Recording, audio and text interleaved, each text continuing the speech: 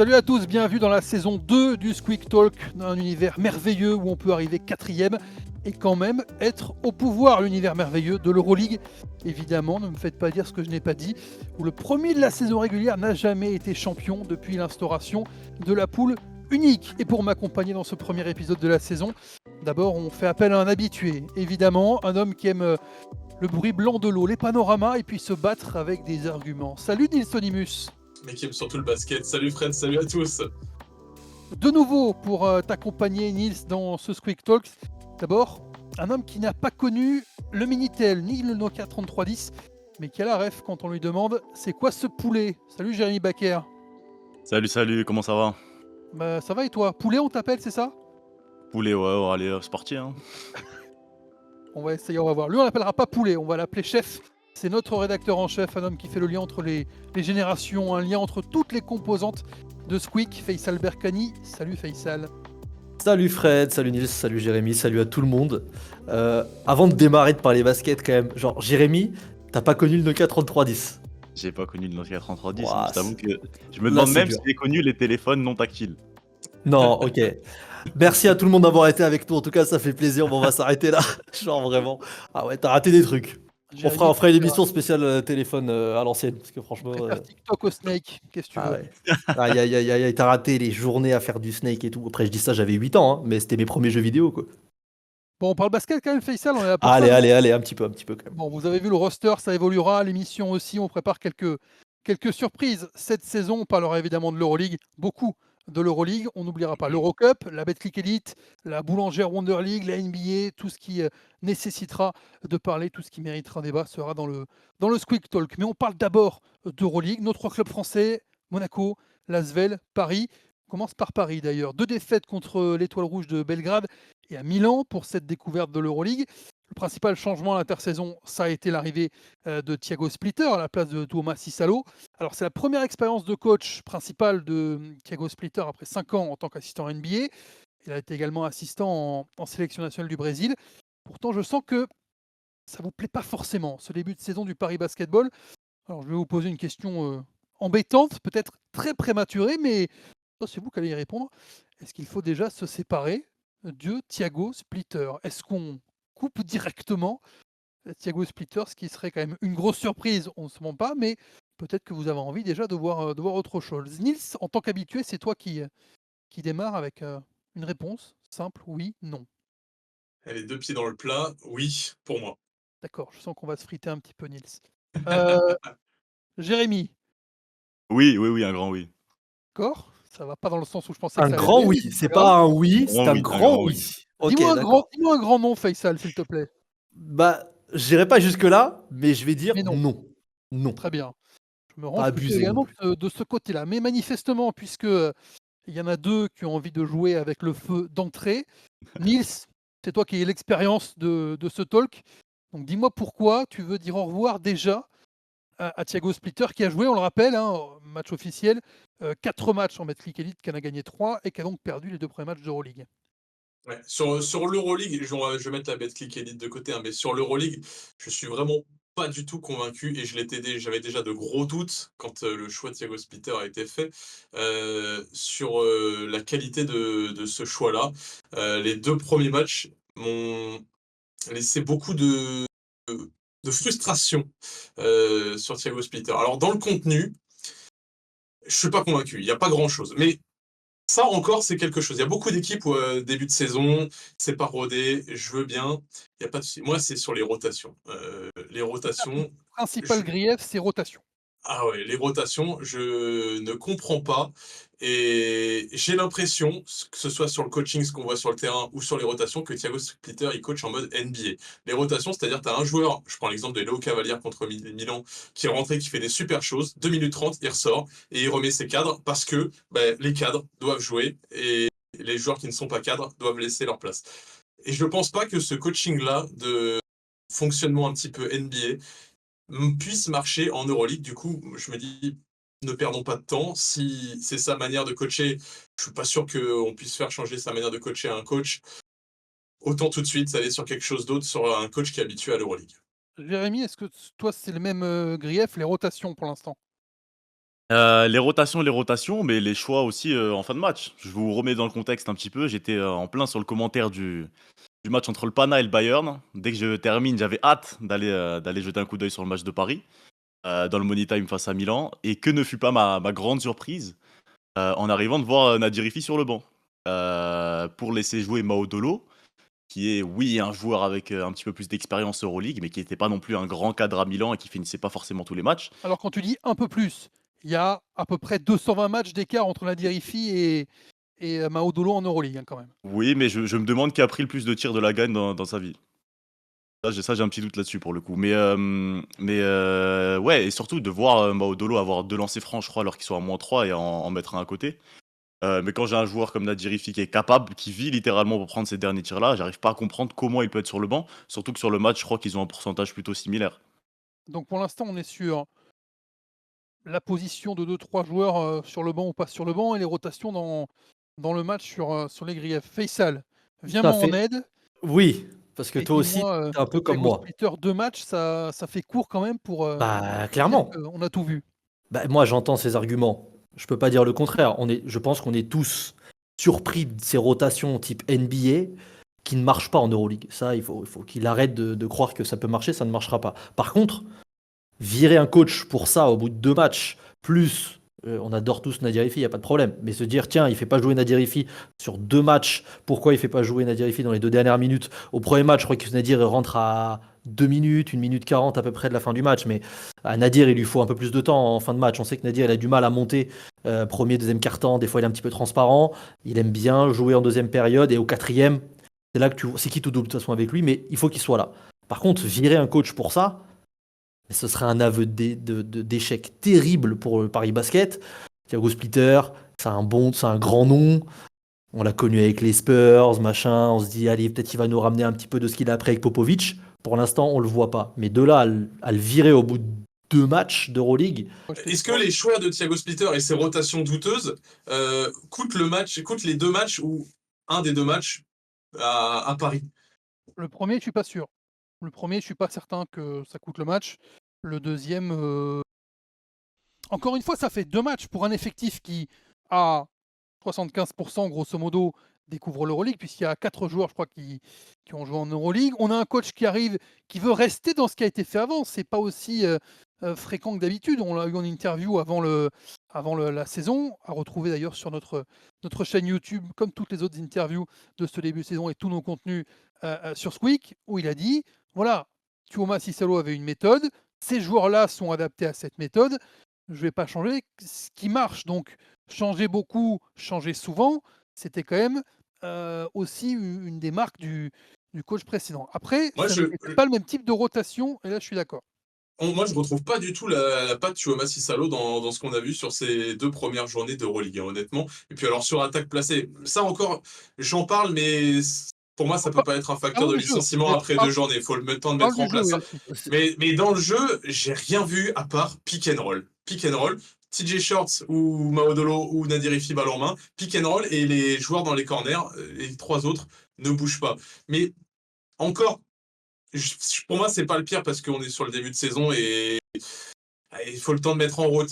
Même si, quand même, je trouve ça très très limité. Même les équipes qui sont un petit peu pas encore en place collectivement, il y a plus que Paris. Mais moi, c'est vraiment sur le. Déjà, ça fait penser à la NBA avec pick and roll et il se passe rien autour. Mais en plus, les rotations, enfin. Je suis désolé, mais contre Milan, c'était frappant. Il y a un 5 qui marchait, Paris faisait un break, prenait 6, 7 points d'avance. Il plongeait. Banjassi, il est rentré, super travail. À chaque fois, premier temps mort, hop, c'était sorti. Léo Cavalière, pareil, 2 minutes 30. non mais Pour ça, moi, le coaching n'est pas adapté à l'Euroleague. Cet été, j'étais pas convaincu de la signature. Après 2 matchs d'Euroleague, je suis pas convaincu non plus. Et avant qu'il y ait d'autres coachs qui soient licenciés et que le peu de coachs qui soient libres sur le marché ne le soient plus, pour moi, bah, faut agir le Ah, premier. Ivanovic. moi, bah, excuse-moi, Jérémy. Moi, je pense qu'à un moment donné, tu es au bout de 2 matchs. Tu te prends pas des branlées de plus Moins, 30, moins 3 et tu moins vois. 5. Voilà, tu as -3, -5, tu es dans le match tout le temps. Tu regardes tes 2 adversaires dans les yeux. Bon, Milan, t'as de quoi avoir de vraies frustrations. Belgrade, tu sentais qu'au fur et à mesure du match, ça allait un petit peu s'essouffler. T'as quand même beaucoup d'individualité et des beaux noms du côté de Belgrade. Tu savais que le jour où Nedovic il allait se réveiller ou qu'Amiller McIntyre il allait mettre dedans, ça allait être compliqué pour Paris, même à domicile. Par contre, et l'argument des rotations, ok, on est tous d'accord, il fait des rotations très cheloues, il va falloir qu'il change très vite. Mais de là à virer un mec au bout de 2 matchs, tu ne peux pas te permettre, si t'es Paris, de faire ce pari-là, justement, excellent, et te dire, vas-y, merci, je vire ce gars-là, et derrière, je me retrouve dans la merde, parce que je vais mettre qui? Et en plus, Splitter, pardon, hein, il arrive, et je termine, il arrive avec un effectif qui n'est pas le sien. C'est-à-dire que les moves de cet été sont très faibles. Maodolos, on est tous d'accord globalement pour dire que c'est un bon move, c'est bien. C'est pas non plus la folie, mais c'est bien, ça apporte de l'expérience à des jeunes. Ouattara, pourquoi pas? Pareil, il a de l'expérience, même s'il manquait de minutes à Monaco. C'est un mec d'expérience. Après, allez, Hayes à la limite à Inter, mais c'est pas incroyable. Donc l'effectif n'est même pas si fou que ça pour se dire ah non, on attendait vraiment 2 victoires de Paris. Ouattara, il a pas mis un point dans les 2 premiers matchs. T'attends beaucoup plus de lui. T'attends que le collectif aussi il se trouve avec les nouvelles recrues et la nouvelle manière de coacher. De là à le virer, c'est-à-dire que toi, tu le vires dans 3 jours là. Demain, ça joue contre le Pana aujourd'hui, et tu le vires. Ah, c'est pas possible. On parle Le d'une truc, équipe c'est qui découvre Parce l'Euroleague, que Nils, d'un club qui découvre l'Euroleague, d'un coach qui découvre l'Euroleague. Est-ce qu'il n'y a pas aussi une adaptation très simple? Là, il y a 2 Eh ouais. matchs. Il faut aussi se rendre compte très vite que bah, il y a certaines rotations qui ne marchent pas, on va faire différemment. C'est Tu à la lui laisses limite pas, tu une laisses bonne pas la chose. chance au produit. Tu laisses pas la Un chance au petit peu, produit, Dils. un petit peu. peut-être qu'il va se rendre compte, peut-être qu'il va changer ses rotations. C'est tout ce que j'espère, hein. Mais pour moi, c'est dur d'aller changer le fonctionnement d'un coach pur et dur.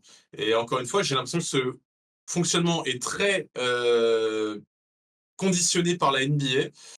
Et c'est pour ça que le choix cet été m'a interpellé de prendre un coach qui a aucune expérience d'Euroleague pour enfin, en tant que coach, hein, attention.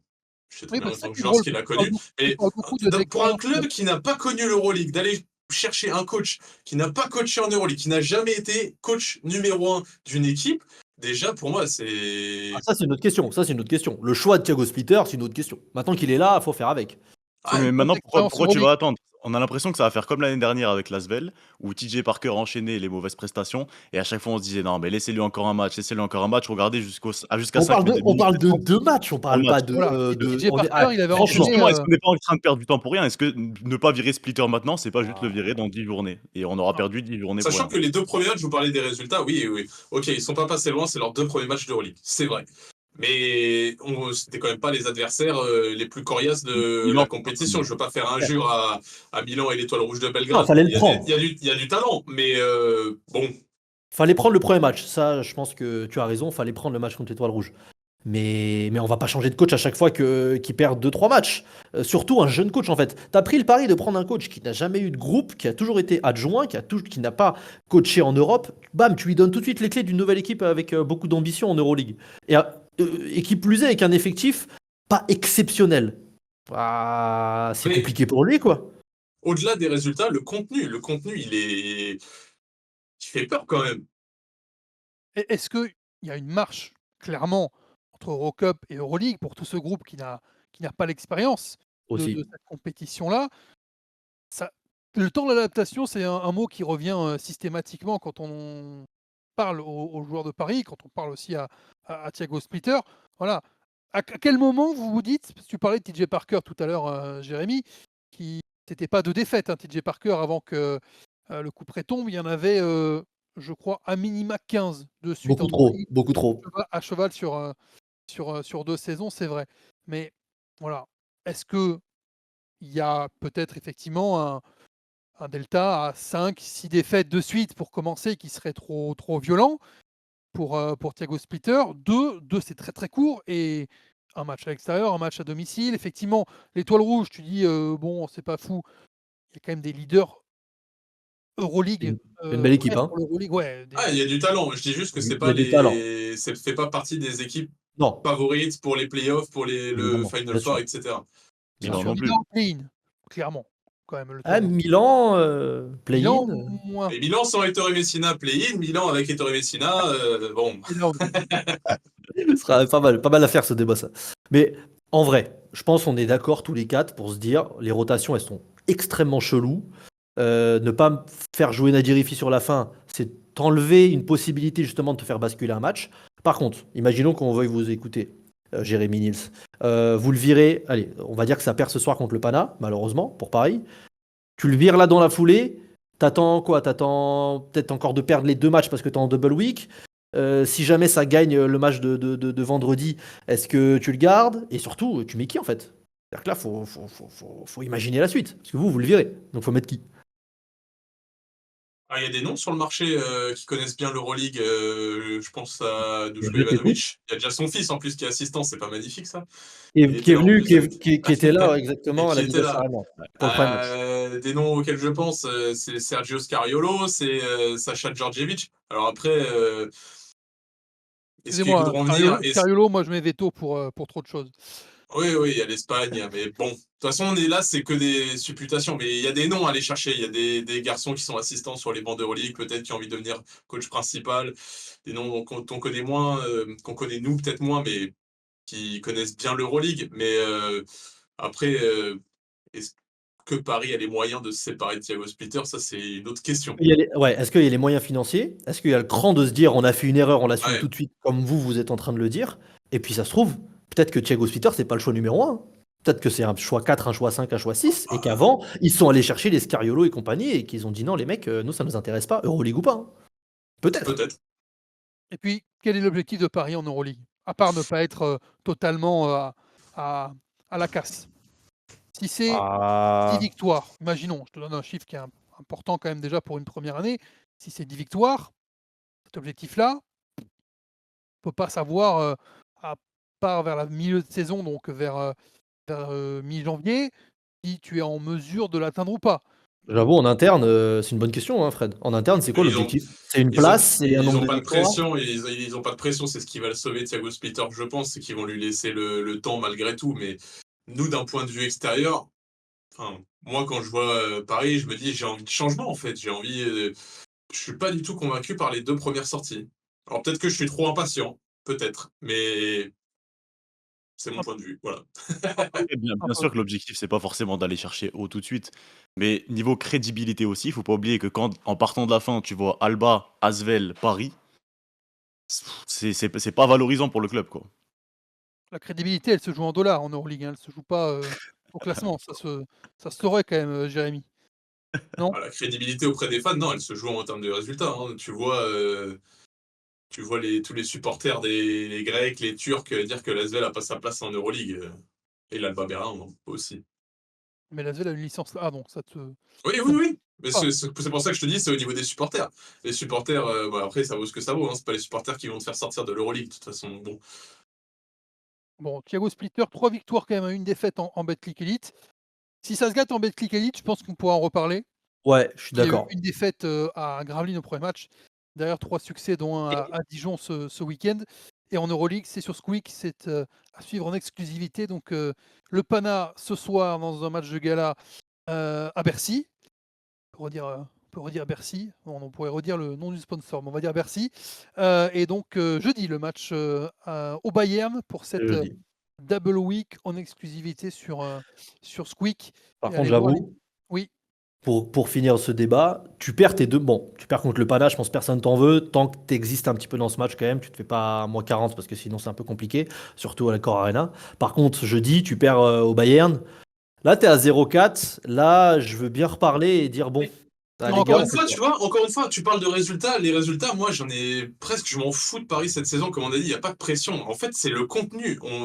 Enfin, je veux voir.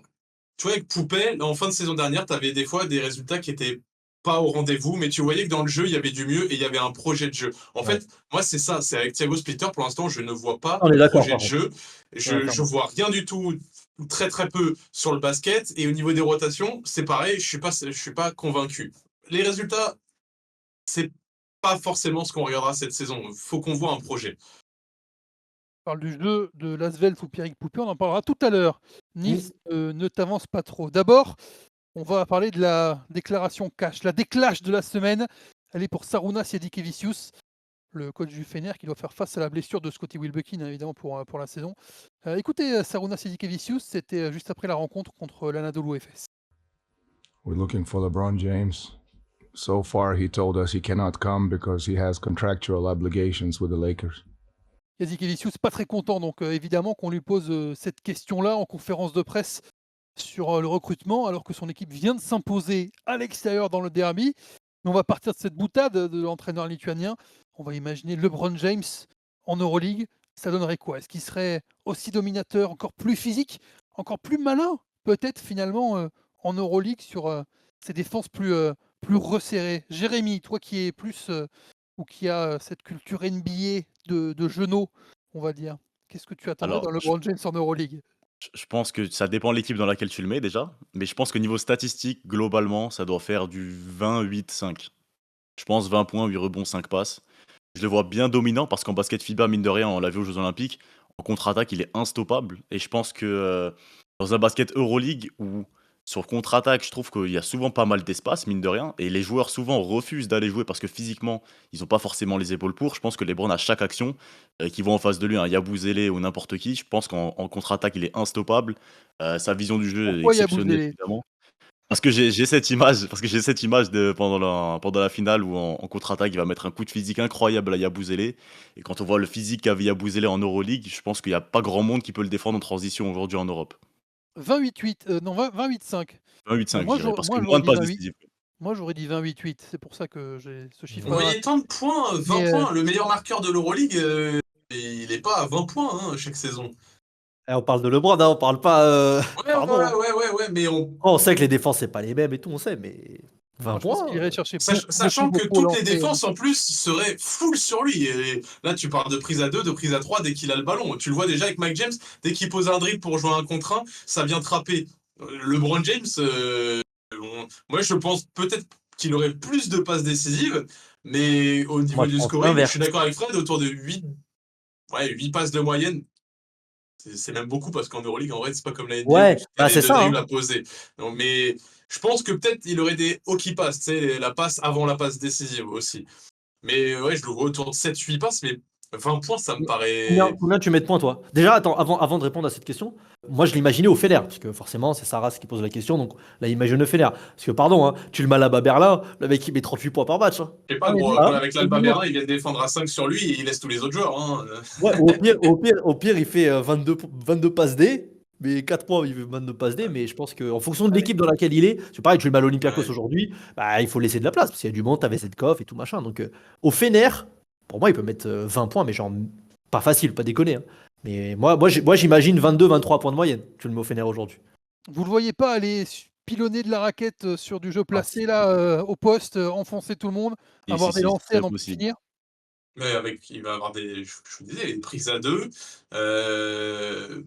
Non, je le vois pas dominer autant qu'on le pense. Faut pas oublier qu'en NBA, les défenses, c'est très très laxiste, que c'est moins organisé, que les aides sont souvent en retard parce que tu as les règles des 3 secondes défensives. Vas-y, combien de points? Tu mets combien de points, tu le mets, tu penses? Ah, je dis en dessous des 20, mais quand même au-dessus des. Allez, au-dessus des 13-14, je dirais entre Euh, 14 et 16 points de moyenne. Au-dessus des 13-14, Dieu merci. Mais gros, Non, arrête. c'est pas énorme. Ah, de Enfin, Chelsea ou de LeBron, c'est là? beaucoup. Non. Justement, c'est beaucoup en Euroleague, Non. 15 points de moyenne déjà. Ouais, mais quand tu sais que le meilleur scoreur, chaque année, il met entre 15 et 17, pardon, mais LeBron, même s'il a 39 ans, même s'il est fatigué, sur une saison régulière, il peut te mettre au moins 18-19 sans trop de problèmes. Le meilleur scoreur l'an dernier, juste pour faire la C'est comparaison, Mike James, non? c'était Marcus Howard. Marcus Non, Howard. Marcus Ah, Marcus Howard, Marcus Avec Howard. 19 points et demi, Mike James était Putain. deuxième avec quasi 18 points de T'as un moyenne. Marcus Howard. La saison précédente, c'était évidemment Sacha Vezenkov avec son titre de MVP, 17,6 devant Wade Baldwin, 17,2. Donc franchement, tu mets un LeBron, mais prenons-le au Fener. Au Fener, c'est une belle équipe. hein. Tu le mets avec Baldwin qui va prendre pas mal de shoots. Colson, il aime bien avoir la balle. Franchement, même avec cette équipe-là, et même Baldwin qui a besoin de scorer, putain, en dessous des 20 points, je serais en mode ok, faut voir pourquoi il met en dessous de 20 points. Est-ce que les défenses, elles sont ultra resserrées sur lui? Est-ce qu'il se dit, moi je suis là pour prendre des rebonds? Le mec, il peut prendre 10-15 rebonds par contre. hein. Là, il peut nettoyer tous les rebonds. Il adore Je nettoyer suis les d'accord. rebonds. Et après, les passes D, par contre, là, j'avoue, il y a vrai débat. Parce que passe D, je pense qu'il peut pas te claquer du 8, 9, 10 passes comme en NBA, genre facile.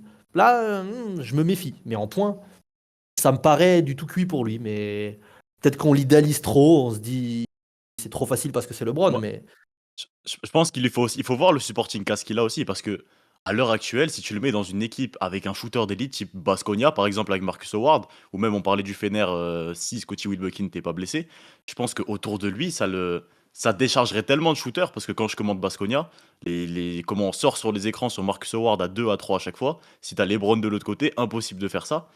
Et je pense que tu le mets dans une équipe qui joue le milieu de tableau, c'est Final Four directement. Ouais, il te monte tout Ah seul. ouais, sur l'impact sur le jeu, ouais. Certitude. Mais bon, vous le voyez pas si. Faut pas oublier aussi qu'il y a 8 minutes de moins jouées par match. Hein. ouais, ça c'est vrai, ça c'est vrai, ça c'est vrai. J'y ai pensé en préparant l'émission. Je me suis dit, n'oublions pas ça. Par contre, Mais il jouerait 35 quand même.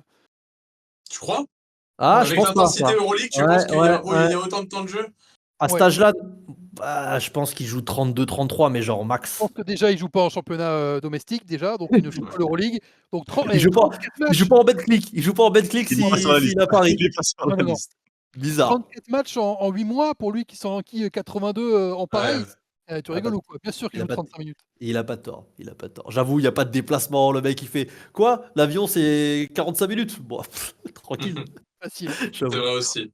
En vrai, vous l'imaginez où le fitter le plus là, genre demain, voilà, le mec qui vient en Euroleague, il fit où? Le mieux, genre. C'est une bonne question. C'est dur. Là où on le voit, où on l'aimerait. Mais Là, moi, les le deux. à Paris pour la rigolade. Ah, oui, pour la rigolade. Mets-le à Pau. Genre vraiment. Non, mais moi, je pense à. Je On pense. a dit en Euroleague 2024-2025. Eh, pardon, peut-être dans 2 ans, on sait pas. Tout est possible. Ah, tout est possible. Moi, je Non, pense moi, à. je En le vrai, verrais ouais, Baskonia, c'est pas mal. parce que je le verrais bien là-bas. En vrai, Monaco, il manque pas un petit 4 qui s'est écarté un peu le jeu là? Ouais. Pas mal à C'est dur en Monaco. vrai, hein, parce que n'importe quelle équipe où tu le mets, bon. Ouais, genre il y a la sans place. plaisir, il va faire passer l'équipe dans une autre dimension quand même. Hein. Imagine, il y a une équipe de Euroleague et fait non, LeBron, ça m'intéresse pas. Genre même à 43 ans, J'ai pas les moyens, à la rigueur, je veux bien concevoir Oui. qu'ils se le disent. Globalement, je pense, t'es Lasvel, t'es Alba Berlin, tu fais, je vais pas payer 25 millions pour C'est du paniquer. bénévolat qu'on peut l'avoir, c'est ça. Hein, En plus, ils sont pas toujours bien renseignés sur les salaires NBA. Hein. C'est Yanakopoulos qui match. pensait que Jokic gagnait 120 millions. Hein. Ah ouais, bon, il abuse un peu. Il a un peu abusé. Hein. Faut se renseigner un peu. Mais non, franchement, je pense que LeBron, tu le mets n'importe où, il est quand même dominant. Mais j'avoue, faut pas l'idéaliser. Peut-être que le LeBron 2016, même allez 2012-13 à Miami, je pense que là, par contre, ouais, non, au top c'est de autre sa chose. forme, il déglingue tout le monde. Par contre, aujourd'hui, 39 ans, même lui, il est en mode, allez, je viens sur l'Euroleague juste pour me faire plaisir. Il va pas forcer. Tu sais, le LeBron, ça fait 2-3 ans qu'il est en mode, je suis tranquille, quoi. Je tape des tomards quand je veux, mais sinon, je marche. Mais en Euroleague, j'aimerais bien un peu d'adversité face à lui, genre bon coup de coude des familles, là, qu'il aille aux partisans, là. Ça peut être sympa. C'est un beau what if, en tout cas, Ah ouais. LeBron James en Euroleague. Tiens, pour finir sur les points, vous savez qui c'est qui est leader de l'Euroleague actuellement au scoring? C'est pas dans le quiz, hein. Le quiz, c'est pour plus tard. Ce sera en fin d'émission. Hein, Là, je l'ai même pas. Vous l'avez pas pas? con. Attends, on va trouver rapidos. Je peux vous donner un petit indice si vous voulez. Mathias Le Sort. Mathias Ossor est deuxième avec 18 points de moyenne. En premier, il est français également. Théo Malédon. Ah, c'est Isaiah Cordigné. C'est Isaiah Cordigné. Ah, merde. 19 points et demi Allez, de un moyenne point. pour Isaiah Cordigné. Un On point met le bonus. quid à ce point. Hein. Sur ce début d'Euroleague, Isaiah Cordigné qui a perdu à Lasvel. Lasvel, dont on parle là, parce qu'il n'y a pas LeBron James en Euroleague, mais il y a Nils Sacco, les amis. 19 points, 11 rebonds, le contre de la gagne pour Nils Sacco avec Lasvel contre Bologne. Et surtout, une équipe de Lasvel qui commence bien la saison. 4 victoires en Betclic Elite, une victoire en 2 matchs Euroleague avec la défaite dans les vraiment 5 dernières minutes sur le parquet du Maccabi. Qu'on n'a pas envie de s'enflammer et de se dire que cette année, Lasvel, on peut croire au play-in. Qui a envie de dire oui déjà à cette question? Oui, moi je dis oui. Jérémy, merci. Un Tu es avec plus moi. grand Wick Splitter encore. Tu es dans la team animateur de cette émission. Ah ouais, Mais donc j'ai très entendu un grand long oui, parce silence. que de la part de Faisal et Ah oui. de Nils. Jérémy, tiens, tu sais quoi? On va commencer par le oui. Déjà, j'aime beaucoup, beaucoup, beaucoup ce que propose Pierrick Poupé. Je trouve que c'est un coaching qui est moderne, déjà, dans l'air du temps, et qui propose, par exemple, un jeu plus diversifié offensivement qu'une équipe comme Paris. Malédon, pour moi, est en train vraiment de faire le travail en Euroleague, de s'adapter comme il le faut. Il avait, je crois, il devait avoir 4 matchs à l'époque en Euroleague, ou quelques-uns. Mais en tout cas, ils ont une équipe vraiment solide. Défensivement aussi, je suis impressionné. Les Admiral Schofield, etc. Bah, mine de rien, c'est des potentiels physiques qui font vraiment le taf en Euroleague. Et moi, ça m'étonnerait pas de les voir titiller le play-in. Alors, l'apport des nouveaux et le jeu collectif prôné par Pierrick Poupé. Alors, on répond quoi à ça, Nils Onimus? Alors, le jeu proposé par Pierrick Poupé, je suis d'accord. Mais ça, depuis la saison dernière, la fin de saison dernière, je suis d'accord. Ce qu'il met en place, on voit un vrai projet et j'adore. Est-ce qu'il faut déjà croire au play-in? J'ai envie d'attendre un peu, de pas m'emballer trop vite. On s'est déjà emballé très très vite sur l'Asvel sur des débuts de saison Il y en a eu qu'un au bout où de on s'est deux emballé, matchs. Il y en a eu qu'un Pardon? globalement, où on s'est Oui, emballé. oui, oui, oui, mais j'ai Bon, pas envie de m'emballer trop vite, j'ai pas envie d'être trop déçu. Enfin, ça, c'est des histoires personnelles de cœur. Enfin bref, je m'égare. mais c'est très mais bien, c'est faites juste comme que vous voulez. c'est juste que on est sur deux matchs et j'ai l'impression que l'Asvel, dans sa préparation, est en avance sur beaucoup d'autres écuries. C'est déjà très léché là où d'autres équipes ont encore pas mal de mécanismes collectifs à trouver.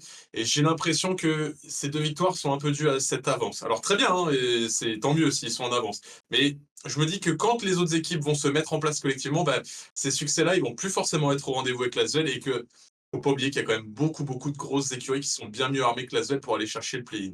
Mais tu parles d'une avance, Nils, pourtant, les nouveaux, Malédon, Sacco, Schofield, Harrison, c'est en partie grâce à eux. Donc, qu'est-ce qu'ils ont fait l'Asvel de différent des autres Peut-être pour avoir cette avance? peut-être que la prépa a été Bonne commencée avant, prépa. peut-être Ouais. qu'ils ont plus travaillé fort avant que les autres. Je suis pas dans le groupe, donc je peux pas savoir, mais peut-être que les choses ont cliqué avant les autres aussi. Alors bravo, hein, ça veut dire que le coaching staff a fait du super boulot là-dessus, que le message est reçu, il est partagé par les joueurs, mais une fois que les autres aussi, ça va se mettre en place, je suis curieux de voir où se situe vraiment l'Asvel. Donc Faisal, pour toi, c'est un peu la même chose, l'Asvel est en avance et pas finalement, Ouais. Alors plus haut? en avance, en vrai, je sais pas. Juste, je pense effectivement la prépa elle est bonne, bonne prépa. T'as envie de les voir jouer, genre ça t'intéresse. Tu sais, on avait peur en début de saison, on était là en mode Lasvel, ça va être compliqué. On sait pas trop ce que ça va donner. Quand même des grosses interrogations, des joueurs qu'on connaît pas trop à ce niveau. Tu vois, le Nil Sako, il a montré de belles choses, mais on savait pas à quel point en Euroleague il pouvait être impactant. Il a déjà montré au bout de deux matchs que bah, le gamin, il peut être là, quoi. Il peut faire du bien. L'effectif, il a l'air sain. En vrai, l'effectif, il a l'air sain. Melvin Aginsa, il n'est pas encore là. Peut-être qu'en plus, lui, il va apporter quelque chose en plus Ouais. quand il va revenir. Donc, en vrai, c'est séduisant. Et en plus, faut profiter. Geoffrey et Nando sont en forme. Moi, j'ai deux grosses inquiétudes. Le jour où les blessures vont péter l'effectif, Aussi.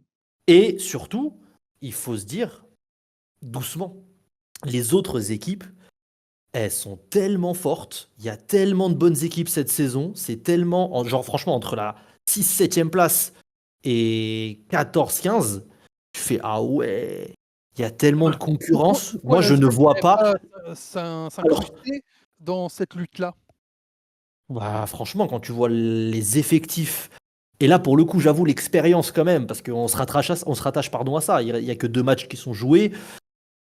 Tu sais très bien qu'à un moment donné, l'Euroleague, les matchs ils vont s'enchaîner, les double week. Là, on est sur la première double week, je crois qu'il y en a 9 cette saison. Donc ça va beaucoup s'enchaîner. Moi, j'ai un petit peu peur du fait que bah, les autres équipes vont avoir l'expérience de se dire, OK, ce match-là, peut-être on va donner un petit peu moins, ce match-là, on va donner un petit peu plus.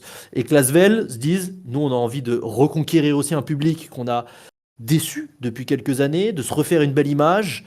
Et j'ai un petit peu peur qu'en fin novembre, début décembre, bah ouais, t'es peut-être 9e, 10e, 11e, tu fais un bon début de saison. Et derrière, il y en a un mec qui se blesse, c'est terminé. Et derrière, t'as l'étoile rouge qui peut être au-dessus, la Virtus qui est peut-être au-dessus. T'as Kaunas, t'as le Bayern, t'as Vitoria, Mais t'as. si on est, quand je dis on, évidemment, Putain, l'Asvel est 9, 10, 11e, grosso modo en janvier.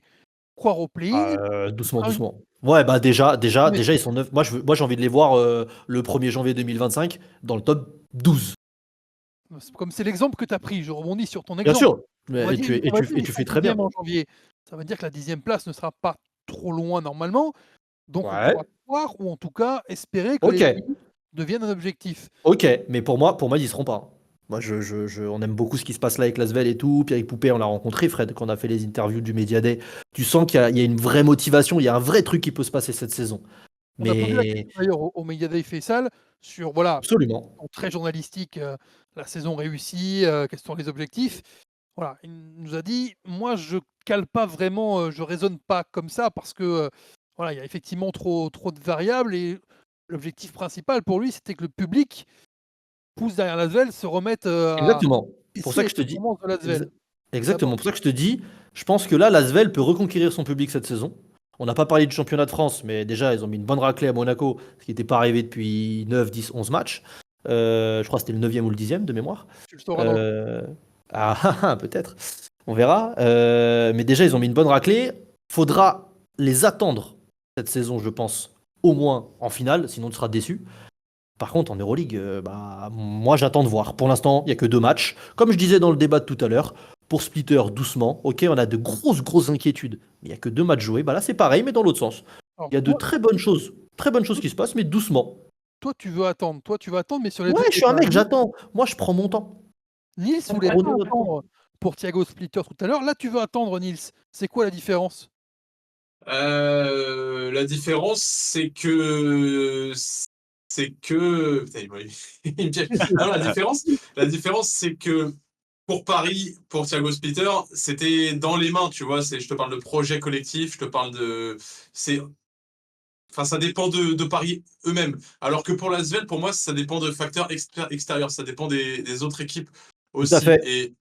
Et faut pas oublier qu'ils sont à une victoire, une défaite déjà. Une défaite face à une petite équipe du Maccabi Tel Aviv. Alors l'Asvel est à l'extérieur, mais c'est une bonne équipe. Hein. Attention, il y a du talent à Oui, Tel oui. Aviv, mais c'est pas l'équipe de l'année dernière. Et une victoire arrachée sur un contre de Nils Sako sur la dernière action. Une victoire ric-rac face à la Virtus Bologne qui est à 0-2.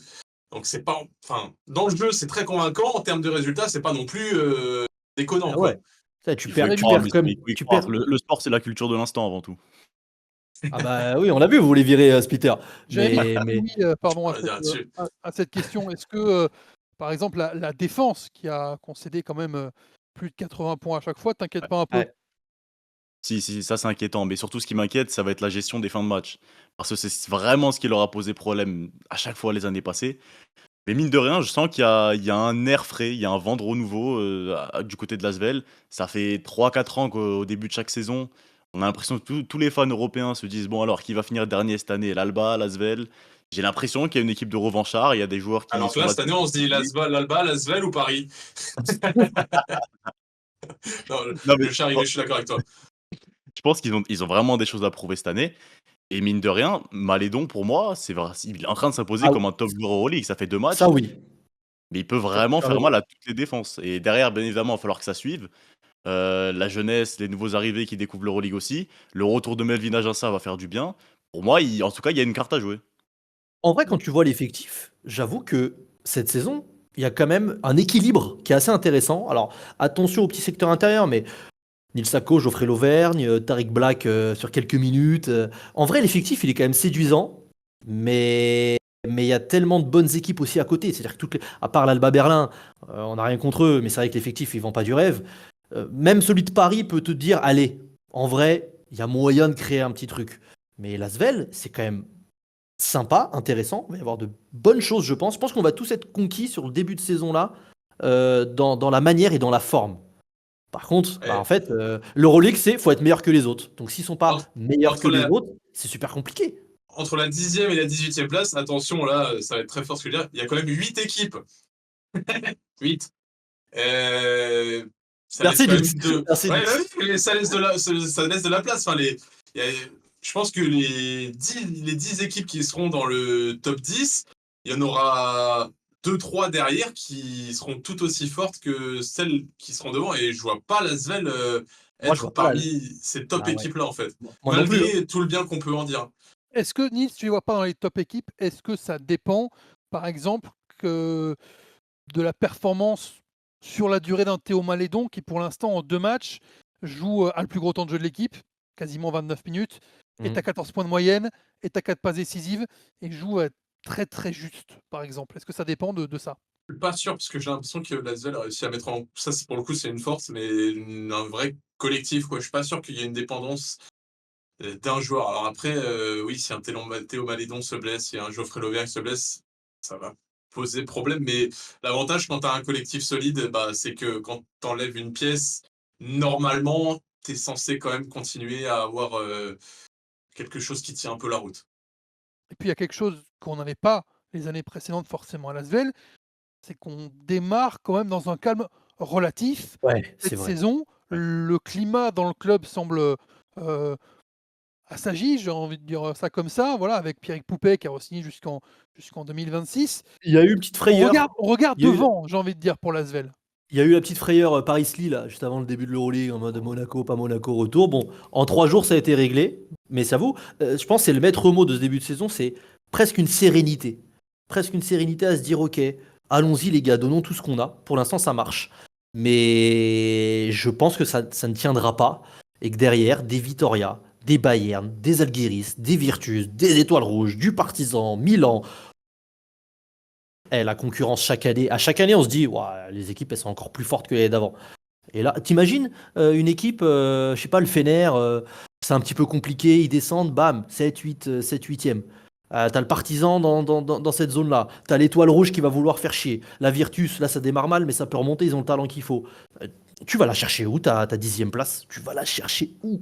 Pour moi, il y a plus de chances que l'Asvel, on soit fiers d'eux, en mode, et les supporters soient fiers d'eux, en mode bravo, vous avez tout donné. Vous finissez 14e ou 13e, mais vous avez tout donné, bravo. Plutôt que dire, bah les gars, franchement, c'est un miracle, vous êtes 10e, vous êtes au play-in. Puis pourquoi, on va pas se mentir, hein, pourquoi faire? Pour Ouais, ça. progresser, pour montrer que le club progresse, pour montrer que tu vas dans la bonne direction, que effectivement Nils parlait tout à l'heure des supporters qui contestent la place de l'Asvel, compte tenu des résultats, voilà, pour montrer que ça n'est Fermer la pas, bouche aux étrangers, voilà, peut-être, pour être là. effectivement. Mais ça va être dur. Et on le souhaite, hein, évidemment, hein. Franchement, nous, En on a tout envie cas, je te que. le souhaite. Ah, on te le souhaite, hein, franchement. Non, on a envie que les clubs français rayonnent, évidemment. Ça va être très compliqué. Mais on est hypé.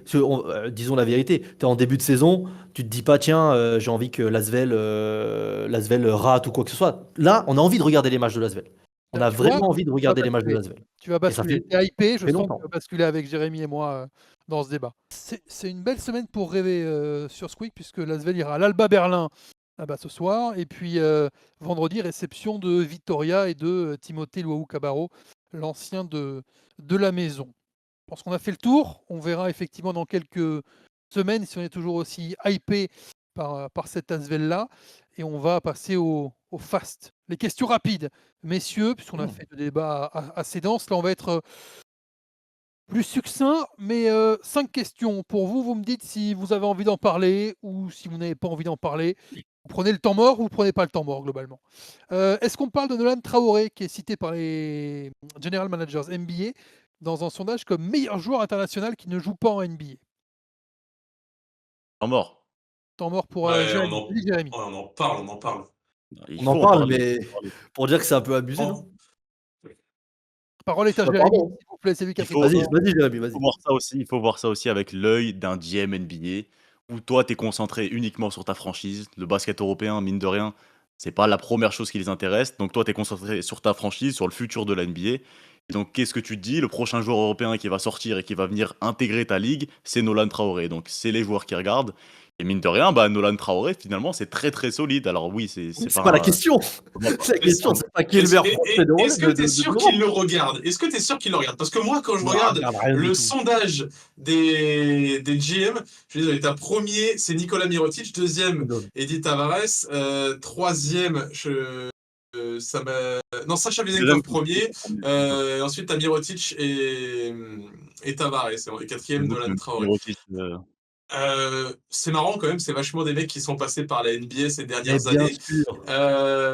Il y a On Enfin, je veux recule dire, tellement des je veux votes. dire, la Roman question, Marjanovic et Armel Traoré. la question du sondage, c'était quel est le meilleur joueur international qui ne joue pas en NBA? Et tu mets Voilà, Nolan merci. Traoré là-dedans. Donc aujourd'hui, pour les GM NBA, Nolan Traoré est un meilleur joueur que Kostas Loukas, que Facundo Campazzo, que Nicolas Laprovitola. Moi, je me dis, les mecs ne regardent pas le basket européen, les GM. Alors, vous allez me dire, peut-être qu'ils n'ont pas le temps, peut-être. Mais enfin, Bah, la réponse au sondage, elle est lunaire de mettre Nolan Traoré là-dedans quand la question, elle est ce qu'elle est. Il y en a même un qui a voté, ah, un ou je sais pas plusieurs, Armel oui, Traoré, alors Bah, non, qu'il est lui, en en fait, NBA. il est système, quoi. il voulait dire Moi, Nolan. j'ai Il deux voulait dire théories, Nolan.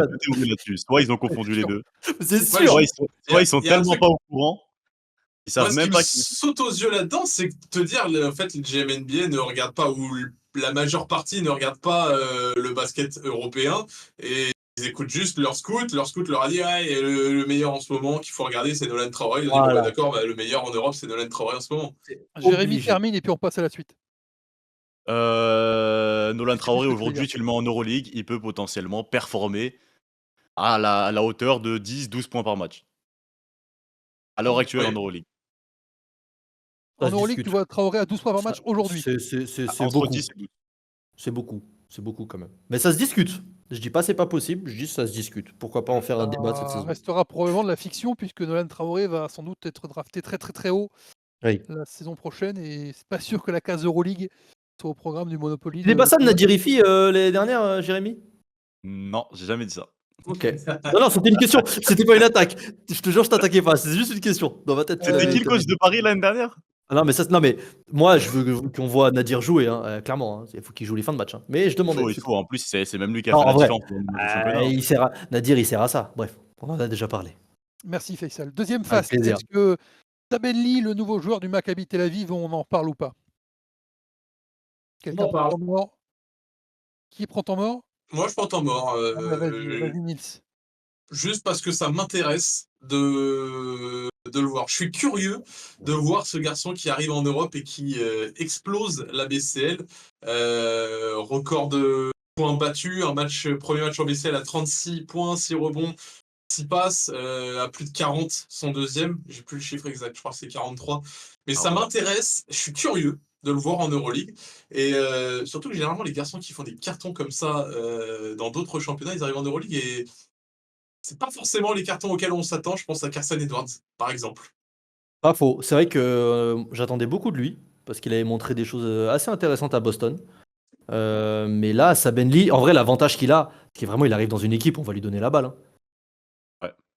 Ouais, c'est vrai qu'en Là, plus, t'as le plus Maccabi. de Ah bah ouais, t'as plus de Jordan Lloyd, le Maccabi sur les lignes extérieures, c'est très très très très limité.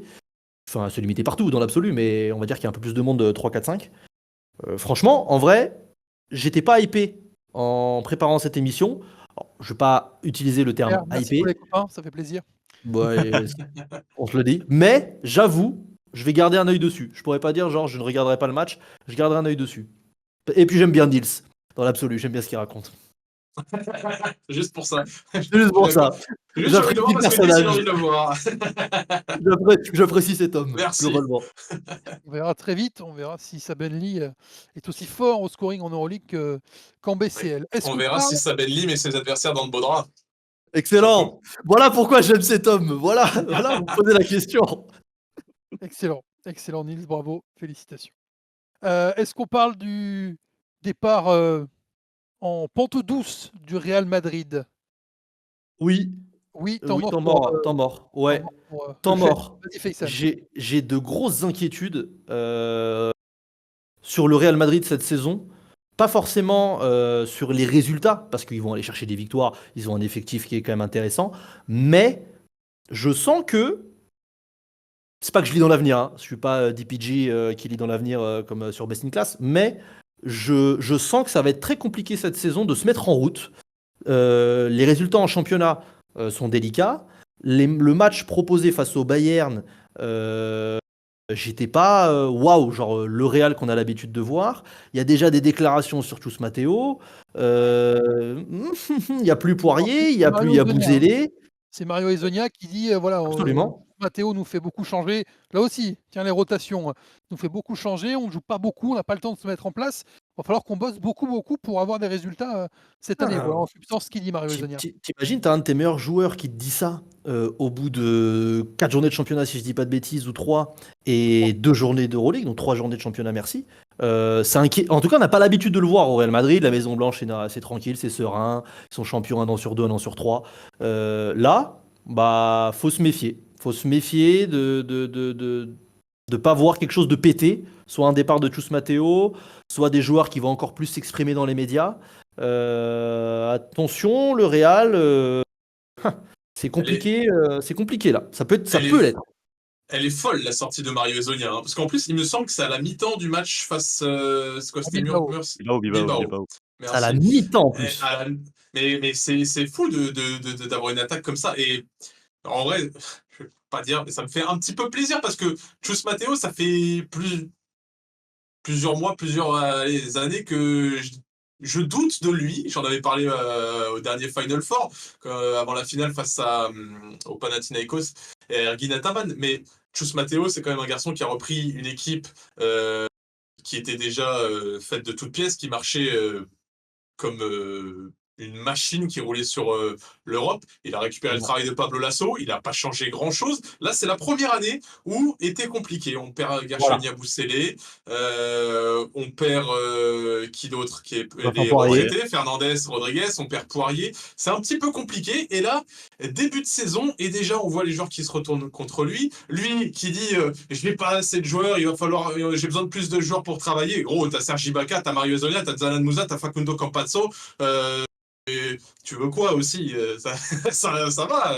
Et je suis curieux de voir comment ça va évoluer cette histoire parce que après 3 matchs de championnat, t'es déjà un joueur qui disent il fait que de nous changer les rotations, on n'a pas le temps de trouver notre rythme. C'est un petit peu flippant quand même. Jérémy, est-ce que tu as un extincteur pour Nils? Parce que je crois que là, il vient de passer une grosse flamme sur Chus Mateo. J'ai l'impression qu'à l'image du basket espagnol, il y a un problème de passation de flambeau au Real. Avec des joueurs un petit peu âgés qui sont en train de s'en aller. Et on a 2 joueurs qui sont partis à la retraite. On a recruté Ibaka, c'est pas bien jeune non plus. Dans tes équipes jeunes, il te reste que Gonzalez. Il y avait Igor Demin, grand espoir russe, qui est parti du côté de la NCAA. Mitar Bosniakovic est parti au Partisan. On a l'impression qu'il y a un problème. Ça peut péter à un moment donné. Faut voir la cour. Après, c'est le Real, on sait que ça revient toujours vite, le Real. Mais là, à l'heure actuelle, et puis vu l'effectif qu'ils ont, ils vont prendre des victoires. Moi, c'est ça. Le doute sur Chus Mateo, tu vois, où j'ai toujours eu des doutes sur ses rotations. Et là, d'avoir des nouveaux joueurs, du coup, de devoir trouver des nouvelles rotations. Parce que Chus Mateo, ça a toujours été ça. J'ai l'impression, les 2 dernières saisons, c'est pareil. Il avait les mêmes rotations. C'était toujours les mêmes changements au même moment du match. Et il y avait une part d'adaptation qui était quand même très, très minime. Et là, du coup, d'avoir des nouveaux joueurs, t'as l'impression que dans ses rotations, peut-être, il est un peu perdu.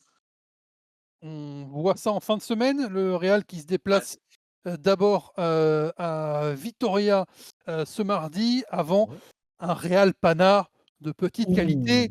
Je le dis évidemment en direct et en exclusivité sur Squeak. Allez, encore 2 thèmes pour terminer ce fast. Alen Smailagic passé aux Algéris cette intersaison, qui déclare que l'Euroleague est la ligue la plus intelligente du monde et que la NBA est plus faite pour être regardée par les fans. On en parle ou pas? Non. On en parlera. On en parlera. Donc pas de temps. Ouais, on en parlera. On continue. Dernier thème, Evan Fournier, 15 points, 5 rebonds et la victoire de l'Olympiakos, la première victoire des Grecs cette saison. Temps mort ou pas temps mort? Bravo, mais moi, j'en parle pas. Non, trop tôt. Pareil, j'en parle pas. Ouais. C'est ce qu'on attendait. Hein. On reverra Evan Fournier. Bravo pour le deuxième match. Ouais, bravo pour le deuxième match, il est propre. Petit doute sur le premier, le deuxième, effectivement, il est propre. Même si le match en lui-même était une purge. Tu l'as commenté, c'était compliqué. on sent la voix d'un homme qui a souffert. Il a souffert, elle a été meurtrie. 2h23 de match. 2h23 de match. Hein. Ouais, j'allais dire 2h25, mais tu as regardé exactement le timing. 2h23, c'est long. Hein. 2h23 en Euroleague, c'est quand même long. C'était le dernier thème de ce fast. Ça veut dire, messieurs, qu'on passe évidemment à ce que vous attendez tous. On s'en fera la récréation. Vous battre pour la considération de l'Internet mondial. Cette émission que pour ça, que pour le quiz. Et ça n'est pas peu de le dire. C'est le quiz, effectivement, avec plein de points à distribuer. Je serai le seul juge et arbitre, hein, évidemment, il n'y a pas de Il n'y a pas de deuxième arbitre, il n'y a pas de VAR. Première Ouais. question de ce quiz, elle vaut 1 point pour démarrer tranquillement, puisque vous suivez l'Euroleague facilement. Est-ce que vous pouvez me dire qui a été le premier marqueur de panier cette saison en Euroleague? Qui a marqué le premier panier de la saison? Oh là là là là là. Oh. C'est méchant, je pense, hein. Voilà, un petit peu Ah, difficile, mais vache. Si, Mathias Le Sort. Mathias Le Sort, bravo Oh. Nils, Ah, sur bien le oui, parquet d'Alba Berlin. C'était le premier match de la saison, il était un petit peu avancé par rapport aux autres. Et Mathias Le Sort a donc mis le premier panier sur le parquet d'Alba Berlin. 1 point pour Nils pour démarrer. La question 2, vous allez tous me donner une réponse. 1 point si vous avez juste et pas de point si vous avez. Ah, le juste prix. C'est pas le juste prix, c'est un vrai ou faux. Ah, Mathias Le ok. Sort, d'ailleurs, ce soir-là à l'Alba, a été le meilleur marqueur du Pana. Vrai ou faux? Vrai. Ah, vrai? Vrai pour Faisal, vrai pour Jérémy et point pour Nils, parce que Oh là c'est là. Kendrick Nunn qui met 16 points ce jour-là. C'était un piège, Et Jérémy, on Mathias, est ouais, bête. c'est un piège. Et Mathias Le Sort qui a mis 14. Désolé, petit piège. Nils, tu pars bien avec 2 points sur ces 2 premières questions. Question Je l'aime moins finalement cet individu, hein. C'est passé très vite. Question 3, c'est un guest de player avec la Ah. liste évidemment des clubs fréquentés et vous devez me trouver le joueur correspondant. C'est un joueur qui a commencé en 2016 au Mad Ants de Fort Wayne avant de rejoindre ensuite l'Hapoel Eliat, puis de retourner vers les États-Unis où il a joué aux Raptors 905 et aux Toronto Raptors. Toujours personne, très bien. Ensuite, direction l'Europe, où ce joueur mystère rejoint Valence. C'était Jordan Lloyd. C'est Jordan Lloyd, absolument. 3e point pour Nils. Bravo, Putain, les Nils. Raptors, bah oui, champion NBA. J'attendais de voir la première équipe. Valence, Belgrade, Tu l'as eu sur Zénith, Valence. Monaco, Maccabi. Ouais. Et donc, à nouveau, Monaco. 3 points pour Nils, qui part bien. Mais vous le savez, j'aime bien faire des quiz où les questions Ah. valent plus à un moment. Ça, c'est bien ça.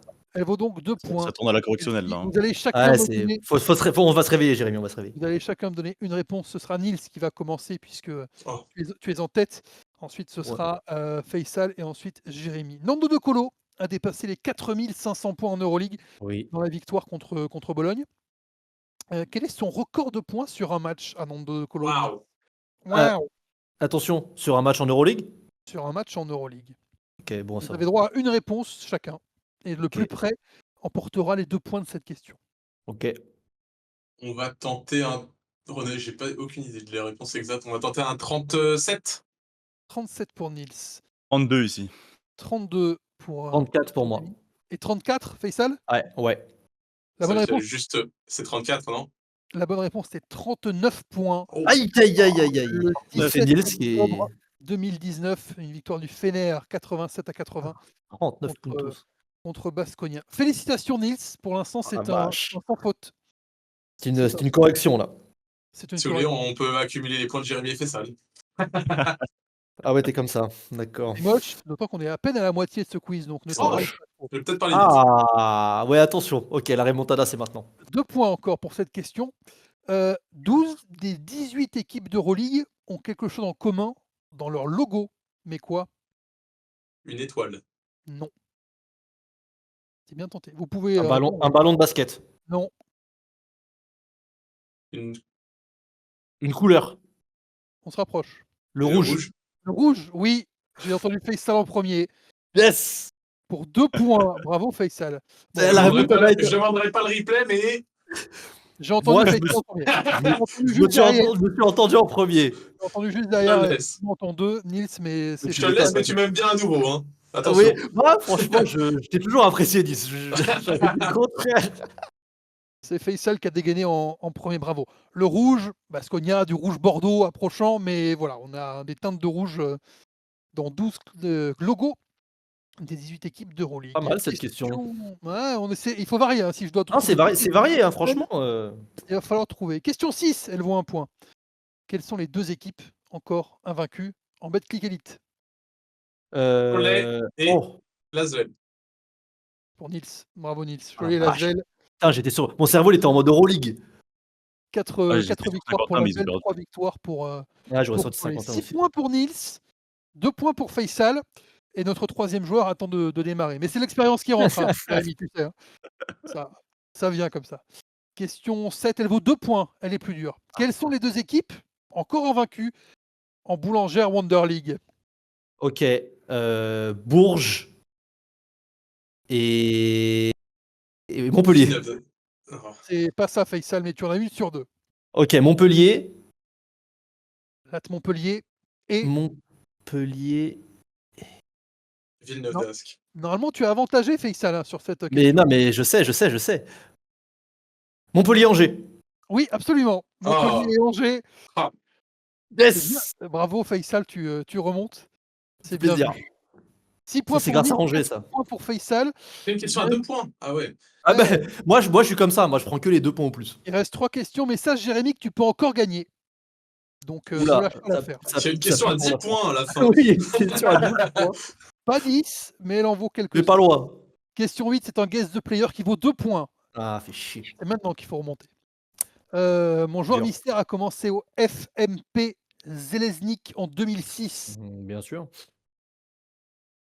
avant d'aller à l'Olympiakos. C'est Boban Marjanovic. Ça n'est pas Boban Marjanovic. Non, J'y ai il pensé est de pas- ouf aussi. J'y ai pensé de Ouais. ouf. Cherche dans l'actu. FMP Zeleznik, Olympiakos. Il va ensuite en Russie au CSKA. En 2006. Il a commencé en 2006. Après, je ne vous ai pas donné les années. Ouais. Donc Zeleznik, Olympiakos, CSKA. Il va ensuite franchir l'Atlantique pour aller au LA Clippers. C'est Milos Teodosic. C'est Milos Teodosic, 2 points Oui. de plus pour Niels, bravo, L'enfoiré. qui Ouais. ensuite est revenu à la Virtus Bologne, puis à l'Étoile Rouge de Belgrade depuis 2023. 8 points pour Niels, 4 points pour Faisal. Ça n'est toujours pas perdu, Faisal. Allez, Jérémy, il faut sauver l'honneur, il y a encore la place. 9e question pour 2 points. Dimanche 6 octobre, on en a parlé tout à l'heure. L'Asvel a battu Monaco après 10 défaites de suite. Faisal, tu cherchais le chiffre. Depuis Tout à juin fait. 2022. Merci. Le prochain épisode de cette rivalité, c'est sur Squeak. Évidemment, ce sera le 21 novembre à Monaco en Euroleague. Mais Tony Parker, le président de l'Asvel, a célébré autre chose ce jour-là. Quoi donc? Qu'a célébré Tony Ah, Parker? c'était pas son entrée Hall of Fame? Pas du tout. Non. C'est un rapport avec Lasvel? Non. Pas vraiment. L'anniversaire de TJ? Non. Ça n'est pas un anniversaire. Je vous l'enlève tout de suite. C'est pas un anniversaire. Ah, Un c'est- maillot retiré? Non. C'est les 2 dernières questions, donc elles sont plus dures. On est toujours sur du sport, mais c'est pas du tout du basket. C'est par rapport au JO? Non.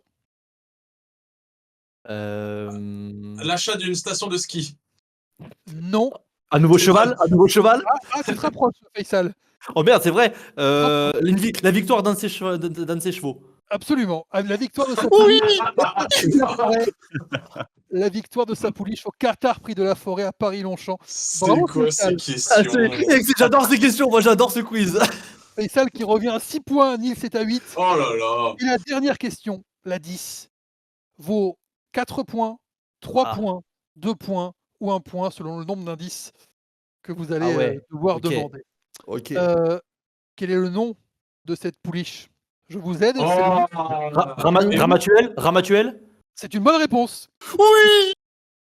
C'est une bonne réponse de Faisal. Donc, Faisal Berkali s'impose sur ce quiz d'une émission de basket sur de l'équitation. Bah écoutez, Oh, les si c'est le chemin qu'on veut prendre, allons-y.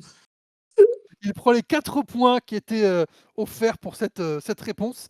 Je vous aurais aidé en vous disant que c'était en région PACA, dans le Var, dans l'arrondissement de Draguignan, dans la communauté de Saint-Tropez, ce qui t'aurait sûrement aidé, Nils. Mais c'est bien Ramatuel. Victoire de Faisal, 10 points. Nils, tu termines à 8. C'était bien parti, mais t'as pas C'est pas réussi. grave. C'est pas grave, je suis gagnant sur le basket, ça me va. Et Moi, on je va suis dire plurisport. Moi, j'adore tous les sports. Donc, l'équitation. Sûr. Moi, Equidia, j'ai toujours regardé. Et on va dire que Jérémy a payé pour voir. Jérémy, Petit début de saison, je me sens comme l'Alba Berlin là, en ce moment. est-ce que tu veux, Jérémy, parce que pour le plaisir, j'avais préparé un rébut pour vous départager au cas où, que tu veux essayer Vas-y. le rébut du quiz pour terminer cette Allez, première allons-y. émission du Squeak Talk de la saison 2. Mon premier est le prénom d'un très célèbre gangster. Mon deuxième est une note de musique. Mon troisième est un appel à l'étude. Et mon quatrième est une touche sur un pavé directionnel. C'est un Français? C'est un Français, c'est un joueur français d'Euroleague. J'avais Alpha, Alpha quelque chose, mais non. Bah, t'es pas mal, hein. Ah ouais, Alpha en Euroleague, un Bah Français? oui. Bah oui. Alpha Kaba. Alpha Kaba. Alpha Kaba, Oh merde, absolument. Ah putain, je oui, pensais à Alpha ah Kaba, oui, oui. les premiers points, les premiers points. Bravo, Jérémy. J'avais Alpha Kaba dans la tête, je me suis dit, mais Le il est pas en premier Euroleague, point. putain. Et au Si, si, en Maccabi. Euroleague, Alpha Kaba au Maccabi, ouais. Aïe, aïe, Au aïe, Maccabi, aïe, c'est aïe, le aïe, dernier aïe, joueur aïe. à avoir signé, le dernier joueur français. Mon premier est le prénom d'un très célèbre gangster, Al Ah oui, Capone. Al Pacino. Al Pacino n'est pas forcément un gangster, mais Ah ouais, moi j'avais Al Pacino. mon deuxième est une donne de musique, le Fa. Mon troisième Ouais. est un appel à l'étude, un cas d'étude. Et mon quatrième est Ah. une touche sur un pavé directionnel, le bas, Alpha Kaba. Bah, c'était le Bravo. quiz. Voilà, bravo Faisal. Bravo Merci. Nils pour ce beau duel, parce que pour faire un bon match, il faut évidemment de bonnes équipes. Et Jérémy, on compte sur toi pour remonter de niveau la semaine prochaine. Ouais, pour une émission d'équitation, du coup, c'est ça? On a changé. Exactement. Oh, il y aura D'accord. peut-être plus de On questions aura NBA. le on va trop varier. versus le galop, c'est quoi le mieux? Je sens que le train du Somme est entré en gare chez Nils. Ouais. Donc on va le laisser là avec cette. Bah, Jérémy se sentait comme l'Alba Berlin, moi je me sens comme Thibaut Courtois. Voilà. Merci messieurs pour cette première émission. Merci, Fred. du Squeak Talk. L'Euroleague, l'Eurocup, toute la semaine évidemment sur Squeak avec les clubs français, Monaco, Lasvel, Paris, Bourg-en-Bresse. On vous souhaite une très très belle semaine de basket et à la semaine prochaine pour l'émission 2 du Squeak Talk. Salut.